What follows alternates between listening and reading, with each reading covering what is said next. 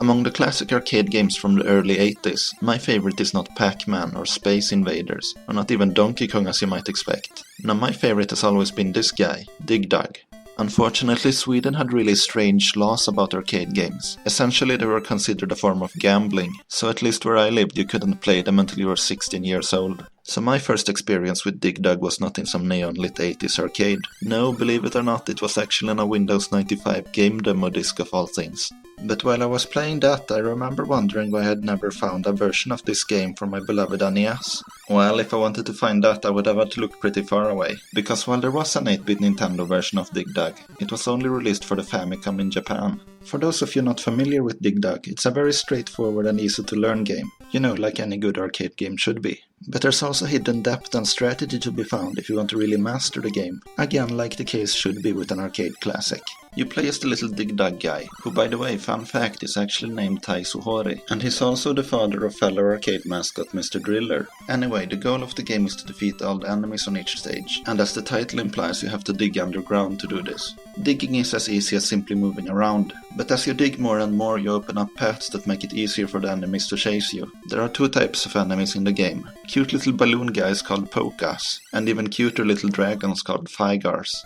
The Pokas will simply chase after you. The Figars do the same, but they also have the ability to breathe fire at you if you're close enough. Both of them are able to dig through the dirt to chase after you, but they're much more likely to chase you if you've already dug a path for them. I'm not sure why you want to kill these cute little guys, especially since they don't seem to be causing any trouble above ground. And worse yet, the way you kill the enemies is by inflating them with a bicycle pump until they explode like Dr. Kananga in Live and Let Die.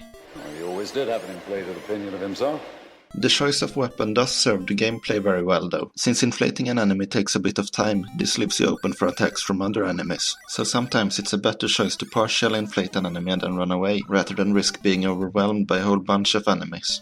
Many stages also have rocks that will fall down if you dig under them. These can crush you if you're not careful, but they can also crush the enemies. And if you manage to crush multiple enemies under the same rock, you can get a massive score bonus.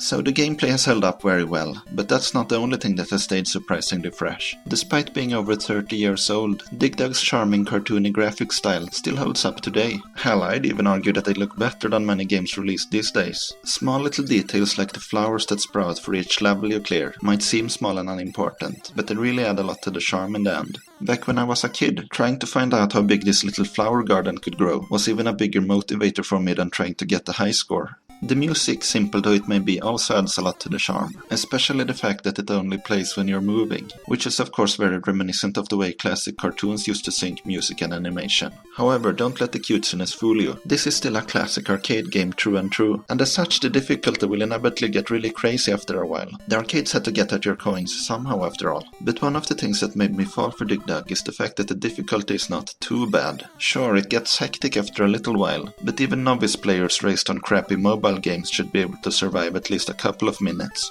These days there's really no reason not to play Dig Dug. The game is available more or less everywhere now, either as a separate download or as part of one of the excellent Namco Museum compilations. So why not put down Fallout 4 for a while? Cause here's a game that will keep you invested and entertained for much longer, and does a better job at satisfying your bloodlust.